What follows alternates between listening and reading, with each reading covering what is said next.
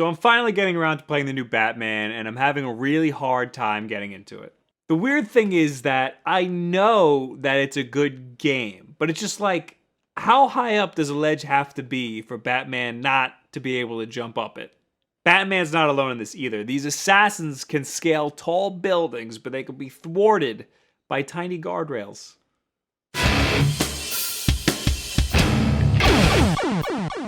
This is a problem with collision detection, which is not just limited to ledges and fences and stuff, but it's how the characters react to the entire environment. It just becomes very noticeable when collision goes wrong in a game about interacting with your environment. It's a problem that every game has to find a solution to. What happens when the character touches this object or this wall? Most games will say the character stops moving, but if that's all that you tell the game engine to do, then the character will still be in its run animation.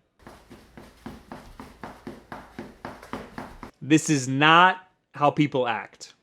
The best solution I've seen for this is in Uncharted. The character just puts his hand on the wall to stop himself. That's it. That's all it takes to fully immerse you in the experience. When I saw this happen for the first time, I lost my shit. It's such a simple thing to do to give you a greater connection with the character. Since Uncharted figured out the solution to this problem, why don't other games follow suit? That's how innovation works, right? Now, I am not a developer, so I would feel weird elaborating on collision and game development. Luckily, we have Brad Hines from IDOS Montreal, who was awesome enough to give us a little insight on the subject. He wrote a pretty lengthy response to me, but it's all really interesting. I'll try to fit as much of it as I can in the description below, so please check that out. It's really, really interesting. But because I know half of you won't, I'll give you the spark notes of it. Basically, collision detection is a giant mesh that covers the environment, and it tells the game engine that whenever something hits this mesh, it should stop moving.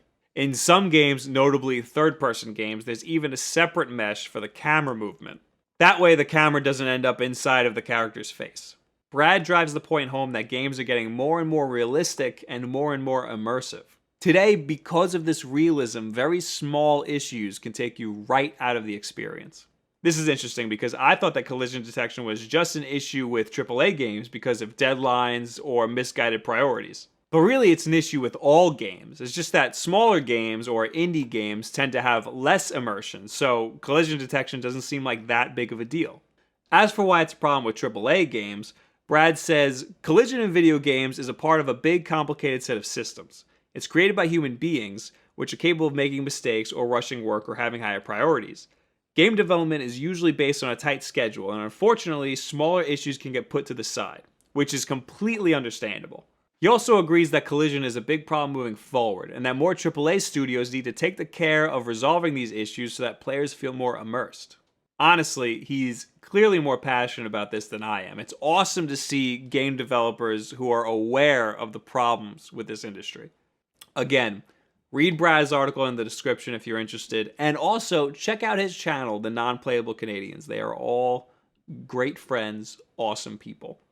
So what do you guys think about collision detection? Now that I told you about it, you're probably going to see it everywhere, and I'm going to ruin every game for you. I'm so sorry. So, leave it in the comments below, add me on Twitter, all this other social media garbage. This week I am not streaming on Twitch like I usually do. I'm streaming on YouTube. The first time. That will be on Thursday. So stay tuned for that. If you're subscribed here, you should see it.